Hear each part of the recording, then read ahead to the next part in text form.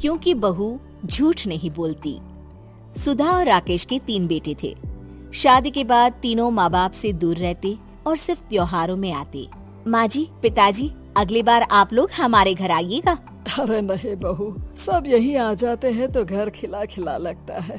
हाँ बहू, तू हमेशा बुलाती है तो जरूर आएंगे तेरे पास भी। हाँ हाँ, दीदी का घर बड़ा जो है, सब कुछ आपने शादी के बाद दीदी को ही तो दे दिया था। हमें भी दिया होता तो हम भी बड़ा घर लेते। क्यों सुनील? अरे नहीं, पापा ने सबको एक बराबर ही दिया है। छोटी बहू, क्या चाहिए तुम्हें, बोलो।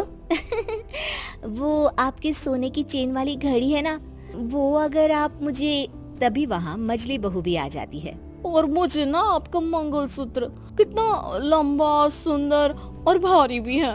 अरे हाँ, तुम दोनों को ही दूंगी बहू, चिंता न करो। चलो अब खाना लगाओ, खाना खाया जाए। सभी मिलकर खाना खाते हैं कि पड़ोसन आ जाती है। अरे सुधा बहन, थोड़ी चीनी तो देना, घर में शक्कर नहीं है और मेहमान सर पर बैठे हैं। अरे छोटी बहू, चाची को शक्कर तो दे दो। अरे मछली दीदी, आप दे दीजिए ना, मैं यहाँ कम आती हूँ तो मुझे पता ही नहीं है कि सासू माँ सारी चीजें कहाँ रखती है। और तुम, मैं कौन सा यहाँ रोज शक्कर फाँकने के लिए आती हूँ, मुझे भी नहीं है पता। तभी बड़ी बहू हाथ में चीनी की कटोरी लेकर आती है। चाची, शक्कर आप लोगों का बड़ा सहारा है माँ जी और पिताजी को, वरना हम लोग तो यहाँ रहते ही नहीं। आप जैसे पड़ोसी हैं तो हम निश्चिंत हैं। और जीती रहे बहू, आप तो ये घर पड़ोस कम परिवार ज्यादा लगता है।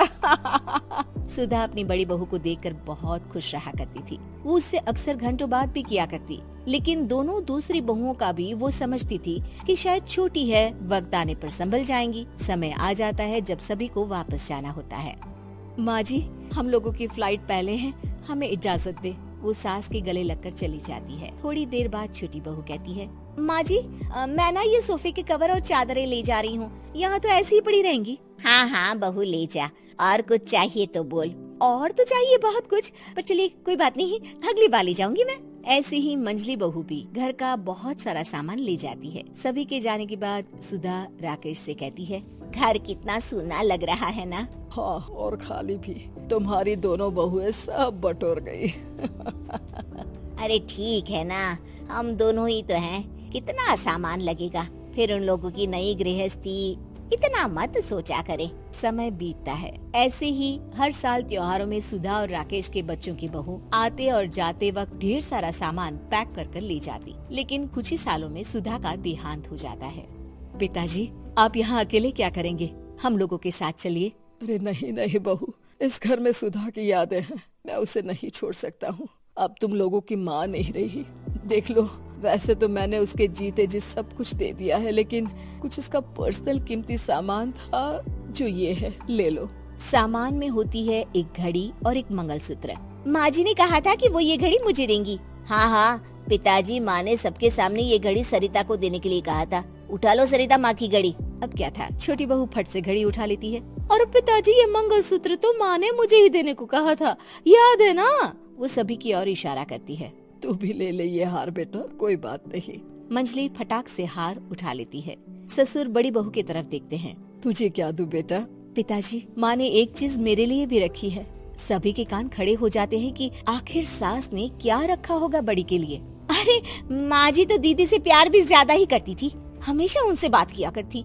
जरूर कोई बड़ी और अपनी प्रिय चीज दी होगी दीदी को। और देख लेते हैं ना, वरना तो हम भी बराबर का बंटवारा करेंगे। हाँ, कर लेना बंटवारा।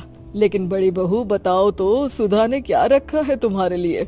अभी तो हम लोग यही हैं पापा जी, जब जाने लगेंगे तो बता दूंगी। बड़ी बहू के मुंह से ये बात सुनकर बाकी 2 बहुएं सोचने लगती हैं कि आखिर क्या है जो दीदी को सासू माँ देकर गई हैं। दीदी, ऐसा तो नहीं ना कि पूरे घर का आधा हिस्सा माँ बड़ी भाभी को देकर गई हो? तभी वहाँ ससुर आ जाते हैं। नहीं, ऐसा कुछ नहीं है। मकान तो तुम तीनों का बराबर से है। देखो, बड़ी बहू से तुम्हारी सास ज्यादा जुड़ी थी, न जाने क्यों घंटों बात किया करती थी। पता नहीं क्या देकर गई है उसे। और ससुर जी, आपको क्या पता, चालाकी से पूरे घर के पेपर में साइन करवा लिए हो, या फिर कोई छुपा गहना। आखिर मकान पूरा तो आपने सासू माँ के नाम ही कर रखा था ना। अब घर में ये सस्पेंस बन जाता है कि आखिर बड़ी बहू क्या लेकर जाएगी। फिर वो दिन भी आ जाता है जब बड़ी बहू के जाने का समय हो जाता है। बेटा, परसों तुम चली जाओगी, बताया नहीं, माँ ने तुम्हें क्या दिया? घड़ी और हार जो बेशकीमती था और तुम्हारी सास को सबसे ज्यादा प्रिय था, उसका तो बंटवारा भी हो चुका है। अब तुम्हारी बारी। हाँ पिताजी, आज मैं ये बात बताने ही वाली थी। माँ ने मुझे उससे भी बेशकीमती चीज दी है और वो है आप। आपसे अधिक प्रिय उन्हें कुछ नहीं था। माँ चाहती थी कि आप मेरे साथ रहें। चलिए पिताजी। बेटा, मेरे पास तो कोई पेंशन भी नहीं है और ना ही कोई प्रॉपर्टी। लेकिन आपके पास संस्कार है पिताजी, जो मेरे बच्चे आपसे लेंगे, तो आपको ले जाने पर स्वार्थ ही है मेरा। चलिए ना पापा।